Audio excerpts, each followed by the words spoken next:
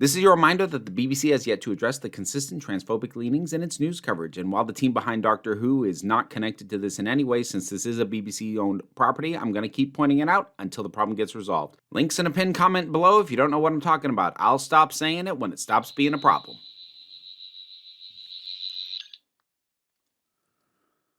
Okay, Russell. I'm starting to feel better now.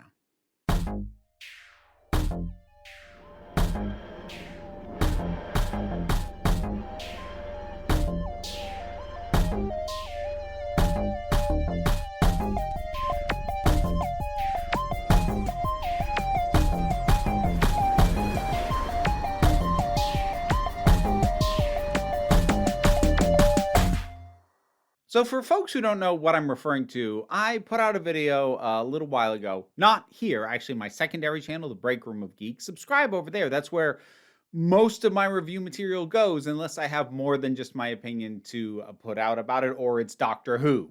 Pretty much every other review content I do goes over there, as well as occasionally random thoughts, which is what happened over there. But I did a video talking about how on the back of the Church on Ruby Road, I had lost a decent amount of my enthusiasm for the upcoming season of Doctor Who, just because of how much it felt like Russell T. Davies, the showrunner who had obviously run the show when it was first revived, initially with Christopher Eccleston, and then also ran it for David Tennant's run as the 10th Doctor, really just seemed to be slipping back into his old formats, his old instincts, his old patterns. And while I enjoyed that stuff at the time, I didn't really want a full revisit of that. That wasn't a feeling that I was left with after the specials featuring David Tennant returning as the 14th Doctor, but it was a feeling I was left with after Church on Ruby Road, despite being introduced to Ncuti Gatwa, who feels quite different and is the main thing that I was still excited for. Well, there have been some bits, some clips, some comments made by RTD that were put out by the Radio Times, which I want to talk about, and to jump to the end a little bit, have done a little bit to reassure me that I think I can allow myself some enthusiasm. Now, like, my enthusiasm hasn't been completely dampened. I've seen the trailers. I have reactions for them up right here on this channel. Trailer reactions is another thing that's usually in the break room. Doctor Who gets exceptions, and that stuff usually ends up here. But overall, the things that I've been seeing, the moments, the sense of, again, Gatwa in particular, really are making me excited. But, you know, then there'll be little moments like the butterfly effect joke. But I'm not going to reiterate all that. So there were a few things he said that I want to highlight, and one main one I want to focus on, because this, to me, is nothing but amazing news. And it's probably something you wouldn't expect me to be excited about if you've been following me for a while. Because, in case you haven't been following me for a while, I was not a particularly big fan of Chris Chibnall's run as showrunner. He ran it during Jodie Whittaker's stint as the 13th Doctor. And while I did find some stuff that I liked, a handful of episodes that I really enjoy, and multiple performances that I did like, overall, I came away from that era incredibly frustrated. And mostly with the writing. Not so much with the performers. I think the show actually looked really good most of the time throughout that era, but the writing, Chibnall, drove me up the wall for a multitude of reasons. But that is one of many things that had me like both hopeful and concerned about RTD coming back, because a lot of people had issues with Chibnall's era. Some, I think, to be blunt about it, more legitimate than others, because there are, of course, the people who just got really angry that a woman was cast as the Doctor and went off about wokeness. And you know what? I not only don't share their opinion, I don't care about their opinion. It is invalid to me. So if you think that's why I didn't like Chibnall, sorry to burst your bubble if you weren't already put off by just the way I look to think that I don't think wokeness is a valid complaint. Progressive theming and diverse casting and anything else is a case-by-case basis. If it works, it's great. If it doesn't, it doesn't. But if it doesn't work, it won't be because inclusion is bad. It'll be because somebody did a bad execution of a thing. It happens. Anyways, You can tell that this stuff frustrates me, that like those kinds of people still drive a lot of the conversation, but moving on from them. Coming out of Chibnall's era, I had a lot of frustration. And going into RTD2, I had a lot of trepidation. I was waylaid a fair bit by the Doctor Who specials, which I liked, and then had the enthusiasm cut out from under me a little bit by Churchill and Ruby Road. But here's some of the stuff that RTD has been saying recently that gives me a fair amount of hope. One thing that he just kind of said randomly was mentioning that the character of the Master, one of the longest running recurring villains in Doctor Who, I think second only to the Cybermen and the Daleks in terms of how long the character has been around, and possibly only second to them in terms of number of appearances. He actually might even have more appearances than the Cybermen. I don't know. I haven't checked that. But character's been around a lot. And there were hints of the Master coming back basically towards the end of the last David Tennant special, The Giggle, because there was a moment, well, it's a conjunction of two moments. The first with Master was dying and begged for his life with one final game, and when he lost, I sealed him for all eternity inside my gold tooth. And then at the very end of the episode, that same gold tooth being taken by some unknown person with a feminine nail design. I'm just going to call it that because who knows if those fingernails belong to a man or a woman? Could belong to anybody. Let's be honest about it. But a lot of people naturally have launched into, ooh, who's the new Master going to be? There's already been a suspicion that maybe Jonathan Groff, his character in the new upcoming season, is going to be the Master. Once it was revealed that Jinx Monsoon character is called the Maestro, like, oh, I bet she's the Master. And to waylay all that, Russell T Davies has said that they consider the Master to be parked. Running them Maestro, that there's a chance that that might overlap, but it causes a bit of speculation, which is fun. But the Master's kind of parked for the moment. There's been a lot of the Master recently, so it's time to start again. Oh, that's real nice to hear. Like, here's the thing about Russell, that he loves to tease, and he does like to wind up the fan base every now and then. He has a long history of doing that. But when he just comes out and says, no, actually, the general feeling I get from him usually when he does that is to stop people from heading off down a completely wrong-headed path that's going to build expectations that won't be met. Now, he didn't say that he will never bring back the Master during his run on the show, just said not right now, which, if nothing else, is good, because we've done enough bringing back of old ideas, whether it be just bringing back David Tennant and Catherine Tate, or whether it be reintroducing the mystery box format with characters like Mrs. Flood, which is, again, the kind of thing that I really am not excited about. But there's enough sense of older stuff being in that saying, oh, no, this thing we're not bringing back right now. Like, oh, okay, good. Because the fewer things that are just going to feel like bringing back stuff that worked before is kind of the reassurance I need right now, because between bringing back old actors, old producers, old writers, bringing back the old guy who used to do the music, for crying out loud, I need some reassurance that it's not all going to be old stuff. And telling me that you're not eager to bring the Master back right away helps. It's a small thing. It's an admittedly small thing, but it helps. The much bigger thing was him talking about and acknowledging his just embracing of probably the most controversial narrative choice that Chris Chibnall made during his run, which is the concept of the timeless child.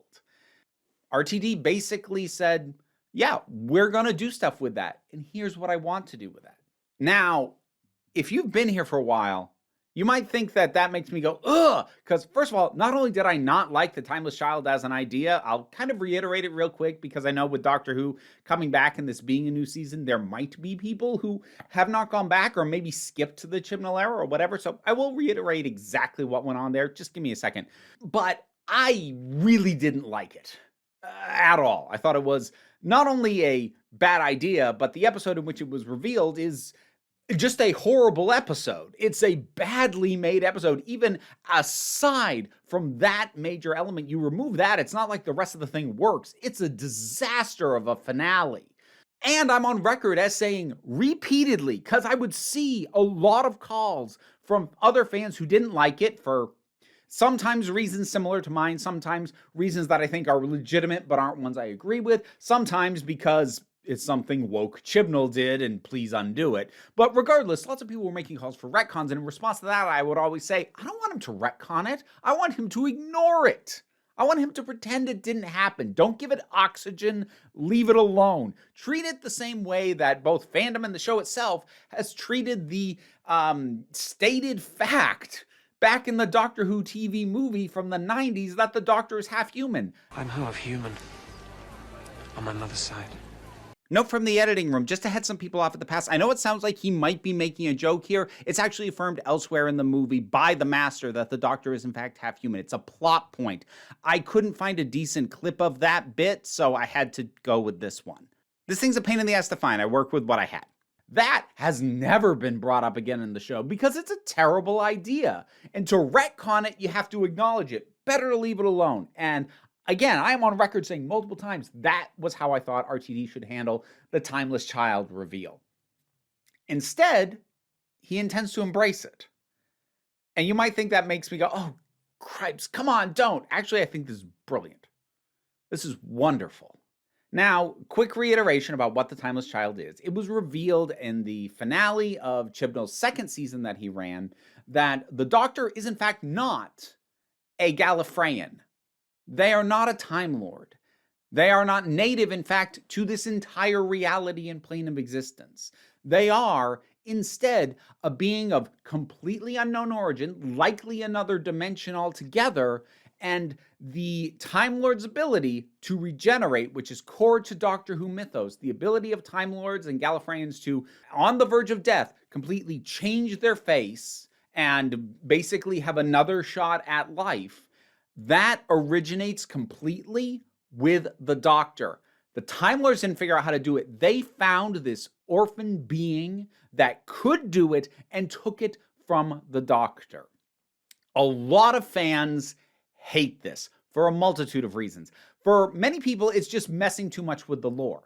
They had kind of already been messing with it because the Doctor who has always been referred to in fandom as the first Doctor, William Hartnell, is now definitively not the original incarnation of the Doctor. Exactly how many came before he came to be known as the Doctor and started his travels, and we as viewers picked up with him in An Unearthly Child in the 60s, we don't even know at this point. And what kind of life was had, it's now like this whole big thing, and that is not ultimately my problem. Like, I don't think there's a lot of reason to do that, but that ultimately wasn't my problem. My problem was I just fundamentally dislike the idea that the Doctor is the most important being in the universe, which is something that both RTD and his successor, who ran the show for a while, Stephen Moffat, are both really guilty of making the Doctor super important and amazing and the savior of the frickin' universe and the most important thing in it over and over and over and over again, by implication, if not outright statement. And I don't like that. I like the Doctor as just being somebody who is traveling around, and when they see that something is wrong, they try and fix it. They try and help. It was summed up best by Peter Capaldi, which was also written by Moffat, so Moffat eventually seemed to land where I want him to be, but this is my platonic ideal of the Doctor. I am an idiot with a box and a screwdriver, passing through, helping out, learning. That's all I want. I don't want the most important person who is the one who must always help people and is talked of in myths and legends across all of time and space. No!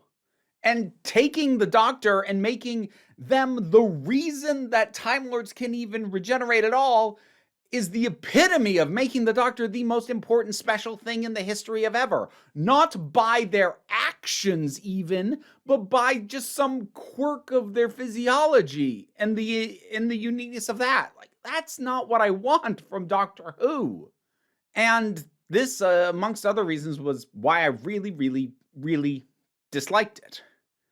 But The thing that really let me down in the end was Chibnall's failure to do anything with that. One of the other things that I said on record a few times was, I don't like this. I do at least want to see him do whatever he's going to do with it. I want to see how he intends to pay this off. He's done this reveal. What is he going to do? What stories does he intend to tell that couldn't be told unless he did this reveal, unless he did this twist, unless he added these elements? What story couldn't be told without that? The answer was nothing. The Timeless Child didn't come up at all. Really, the only element of it that came up in any meaningful way after the Timeless Child reveal was to engage in a very limited way with the fact that the Doctor doesn't remember all of their own past because whole swaths of it got wiped out by the Time Lords. A little bit of anxiety around that was brought up and dealt with, and we had some villains introduced for the following season, which was Dub Flux, who obviously the Doctor had dealt with in the past during a point in history that they no longer remembered, but that didn't matter to the story being told. It really didn't. You could have had the Doctor's memory erased for any number of reasons. It didn't have to be because of this entire Timeless Child thing. So what Chibnall did after this massive upheaval to the understanding and the lore and the status quo and the importance of the Doctor was nothing. There was nothing he did following that reveal that actually capitalized on it, that made use of it in a way that made it meaningful in any way, shape, or form. So RTD talking about putting an emphasis on the fact that the Doctor is an orphan. What it does mean is the Doctor's an orphan. He's abandoned, he was adopted by the Time Lord, so you play that for the emotion. And not talking about it in terms of lore, in terms of a mystery, of a secret, like, ooh, and maybe we'll find out where he came from. That's not what he's talking about. He's talking about the emotional resonance. You play the fact that, I don't want to hang things off science fiction words that simply won't mean anything around the breakfast table. Because there is stuff to dig in there for a character. There is a portion of the audience to represent, because adopted people, abandoned people, foundlings, whatever you want to call them, they exist in our world, and they can find a connection with the Doctor that maybe they would not have been able to find before. That's not to say they couldn't have related to the Doctor before, but there's no reason to not just take the advantage now that this is out there. But if you're talking about a family, a world in which people adopt children or foster children or abandon children, then suddenly you begins to register with you. So that's our take on that. To have the Doctor examine his life in a way that he hasn't before. Because for all of the problems the Doctor's had with Gallifrey, be it just running from them, being it chastising them as the Sixth Doctor, being put on trial, or be it feeling that it was necessary for them to be brought to an end, the Doctor has still always known where they came from. But now he doesn't anymore. And that has an impact on the character. You can compare this with one of what was, at least initially, one of the more controversial things that RTD introduced at the start of his run, which was the idea that Gallifrey was gone. My planet's gone.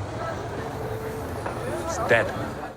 There was a war and Gallifrey was destroyed, and the Doctor was the last of the Time Lords. We take that for granted now as fans. That was a fairly ballsy and controversial move to make at the time of bringing the show back, because that had never been the case in classic Doctor Who. Making him the last of his kind?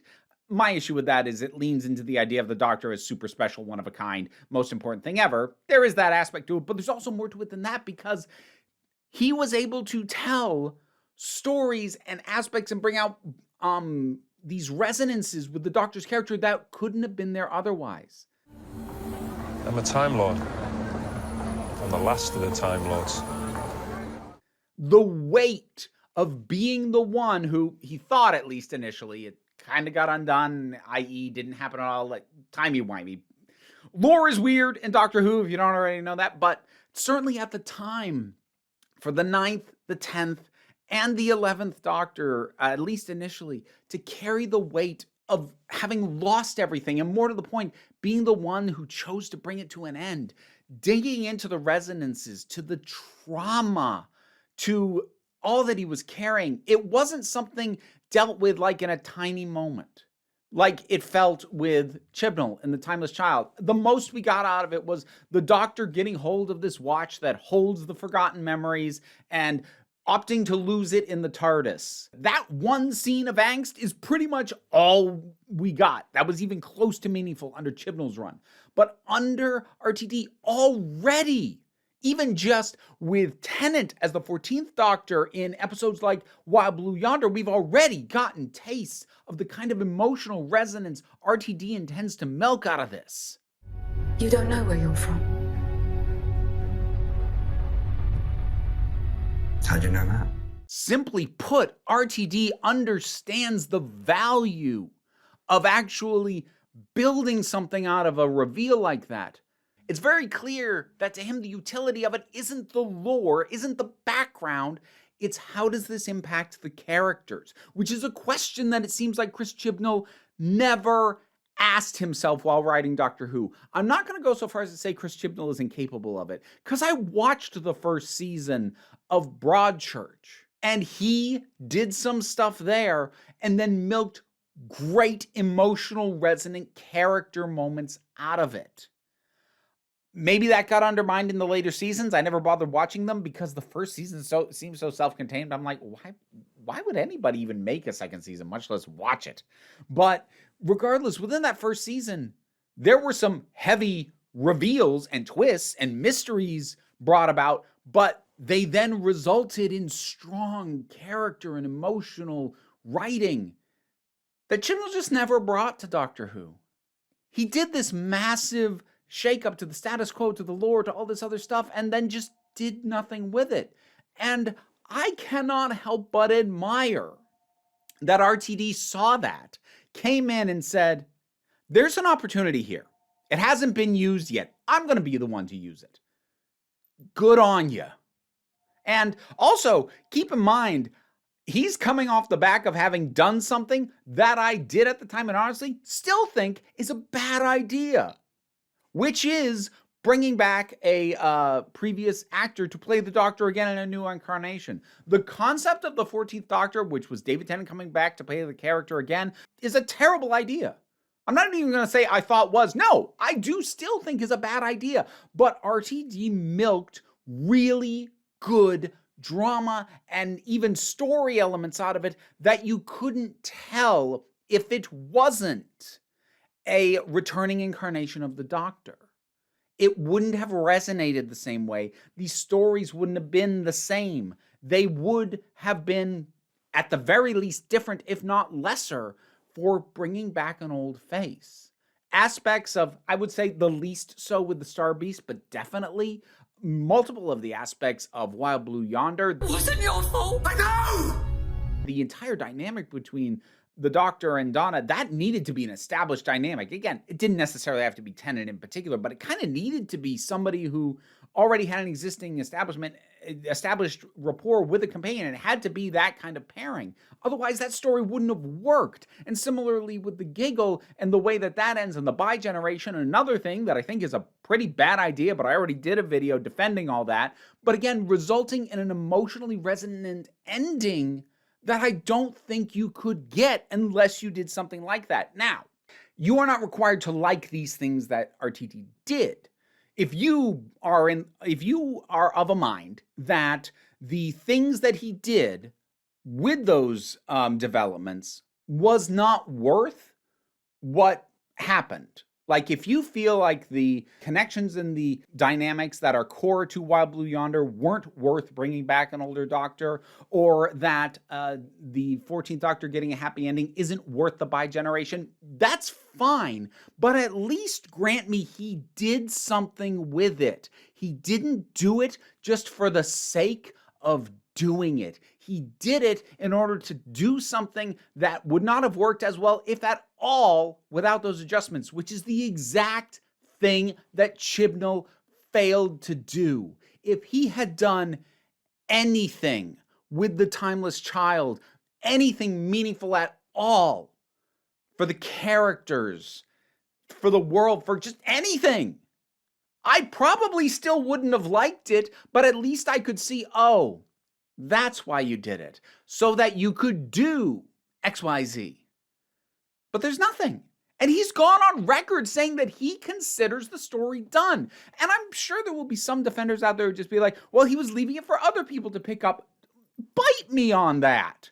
Not something this big, not something this fundamental. Stuff like what RTD did with the master and hinting with the gold tooth. That's something that can be picked up by somebody else later. That's a small incidental thing, basically just saying, hey, next creator wants to bring the master back. You don't have to figure out how to retcon some death or whatever else. Just start with the tooth, and there you go. I don't really intend to do it right now, but somebody else can. That's leaving stuff for other writers. The payoff to your major plot points needs to be done by you, because Chibnall's about to get bailed out massively by RTD, who's going to bring emotional resonance that he failed to do. And I wouldn't be shocked if in 10 years the fandom narrative gets rewritten that The Timeless Child wasn't that bad. It led to But I will always put my foot down and say that was other people fixing the problem. You know what it's like?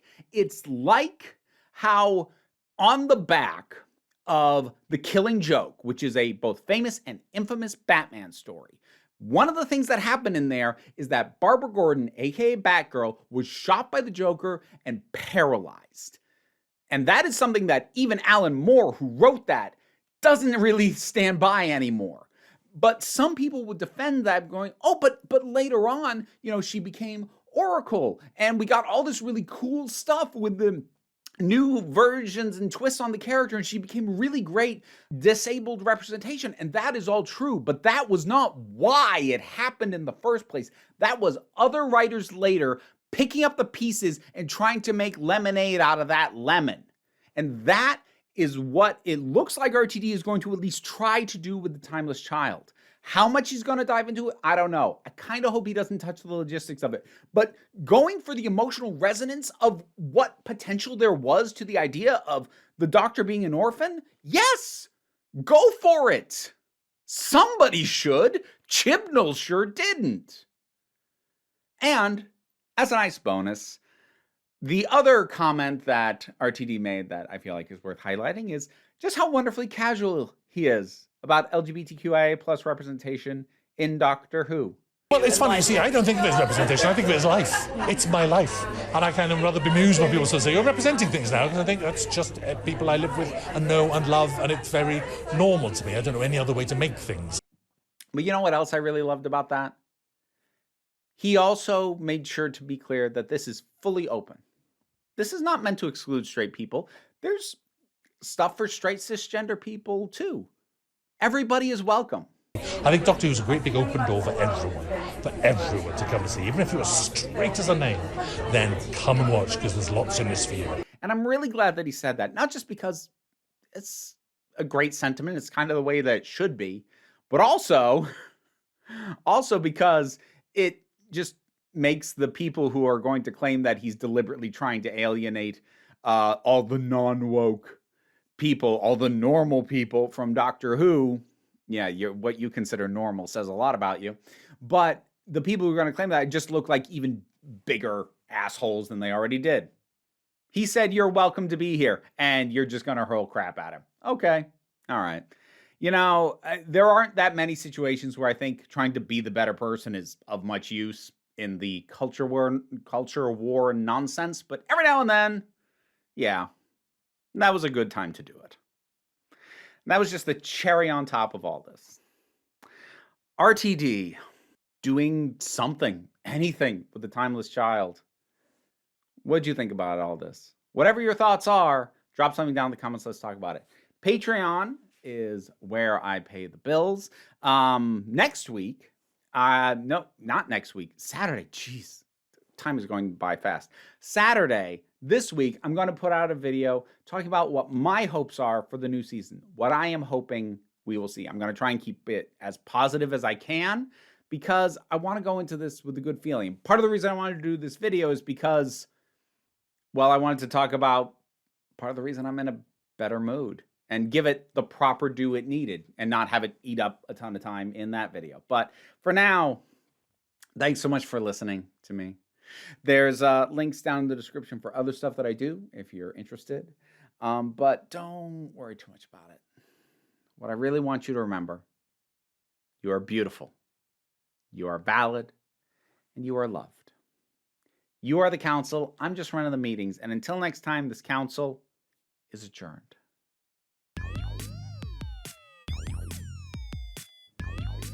Now to thank my highest supporting patrons, Robin Moore, Zubin Lutfula, Goddess Elida, Oliver B., Tarak, the thing that goes doink in the anime, Fare Forit, Ulrich Bogdan, Loki Eris, Melinda Walters, Jen on Decade 808, Becky Sparks, Fernabilax the Poodle, Tracy Scrabbit, Angry Kasparov, Dave Hall, White Bearish, Rosalind Bennett, Toku Bluhuvian, Pau Barabajago, and Mara G. Thank you for your support and for keeping me and these guys fed. What are you doing?